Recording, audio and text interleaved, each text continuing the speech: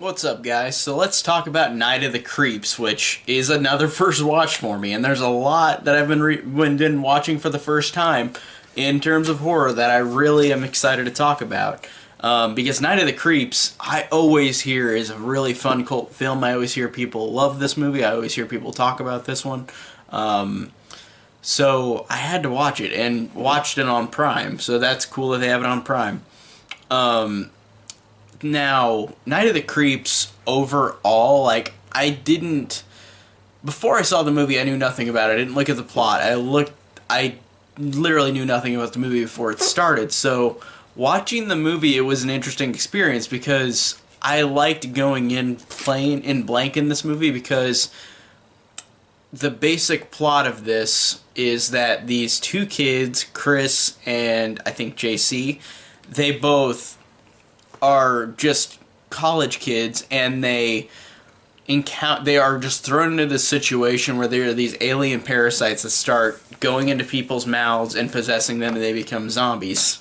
And it is a really cool idea. Like, it's been done before, but in this version, I do like these characters, and I do like how this one overall, like, is a really fun time. And I think that it's cool that it started out in 1959 in black and white, and that opening was really cool. I like that. I honestly wish they would have kept it in black and white throughout the movie.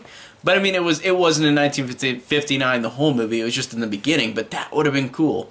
But then it of course goes to 1986, the year the movie's released, and it has the kids Chris and JC and their story. Now I also want to mention too that this is kind of a self-aware movie in some instances where, like, the characters' last names, so many people have these last names of all these famous horror directors, like Carpenter or Romero or Hooper. They have all these last names of famous horror directors, so it has that self-aware way with that, with the names. It kind of reminds me of how Final Destination, I think 1 and 2, they're all named, like, all the characters in those movies are named after, I think, horror directors as well. Also they mentioned Cronenberg too in this movie. That's cool. So they mention all these different horror director last names for these characters' last names. I thought that was a cool little reference to all these big horror directors. So I like that. And honestly, the kid characters like Chris and JC are fine. Like, they're totally serviceable. But honestly, the big pull of this movie to me is Tom Atkins.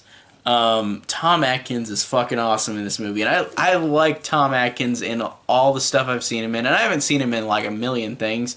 I've seen like Halloween 3, The Fog, My Bloody Valentine, the remake, Lethal Weapon, and I really think that in this movie he is awesome because he does shy away from that role from previous years before in 1986 whenever he did movies like The Fog and Halloween 3, where in both of those movies he was a horn dog and all he wanted to do was have sex with the main character in both of those said movies. In Halloween 3 it was with Stacey Nelkin, and in The Fog it was with Jamie Lee Curtis.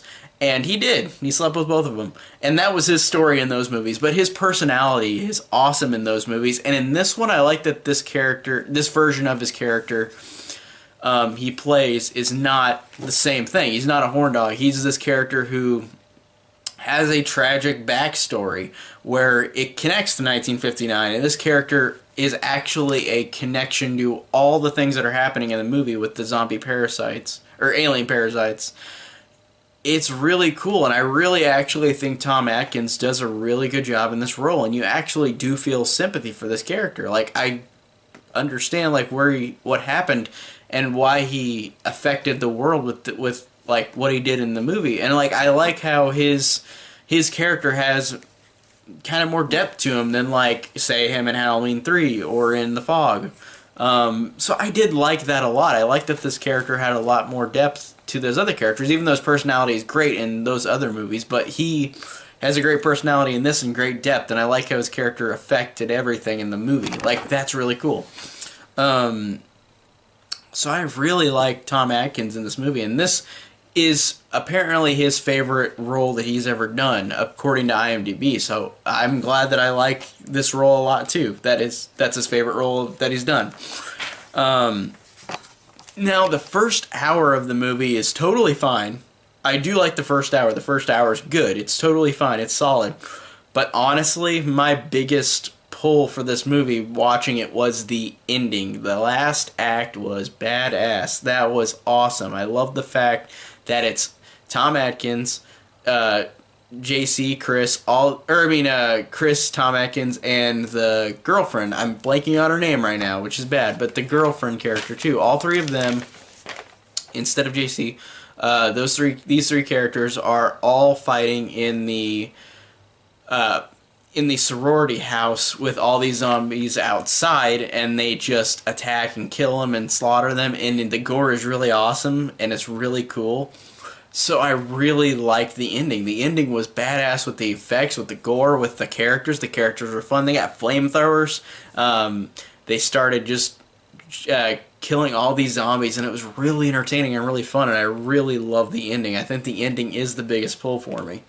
And the gore was good before the last act, but I felt like they saved it for the last act, which is totally a great way to do it, because the gore in this was badass and awesome at the end. And I liked how the Chris character, like, say, Ash from, like, Evil Dead, like, this dorky character, becomes the hero and the badass at the end of the movie. Like the first Evil Dead, like Ash, you wouldn't expect him to be the one to, at the end of that movie, to be the one to fight off the demon in that movie. I think that's cool in this movie, how we got the same kind of dorky character that you wouldn't expect to make it through, and he does, and it's really cool. And also, oh, her name's Cynthia, that's what her name is. He and Cynthia, his girlfriend, they both get flamethrowers and start flaming him up. That's awesome and really cool, and Tom Atkins just is shooting him down. That's so fun. And they all get to be badass and fight him off at the end. I think that's awesome. So overall, Night of the Creeps was really fun, and I really enjoyed it. Like, I thought it was a really fun movie that I'm ashamed that I haven't seen until now, because I really like the effects, I like the characters, Tom Atkins especially, I really like the gore. The movie's paced fine, I really enjoyed it overall, so Night of the Creeps was a really cool watch, so overall I enjoyed it a lot. So tell me down below what you think of Night of the Creeps, and thank you guys so much for watching.